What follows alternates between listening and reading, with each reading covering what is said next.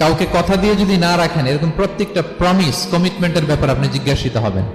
বিশ্বাসীরা কথা দিলে কথা রাখে, তারা ওয়াদার খেলাফ করে না। ওয়াদার খেলাফ করাও কিন্তু মুনাফিকের আলামত। ওয়াইদা ওয়াদা আখলাফা, ওয়াদা দিলে মুনাফিকরা এটা খেয়ানত করে, তারা কথা দিয়ে কথা রাখে না। আল্লাহ বলেন ওয়াউফু বিল আহদি ইন্নাল আহদা কানা মাসউলা। কথা দিলে কথা রাখো। ছেলে মেয়েদের কথা দিলে কথা রাখবেন, বন্ধু বান্ধবদেরকে কথা দিলে কথা রাখবেন, স্ত্রীকে কথা দিলে কথা রাখবেন। প্রমিস দিলে এটা রাখতে হবে, কারণ এর ব্যাপারে জিজ্ঞেস করা হবে।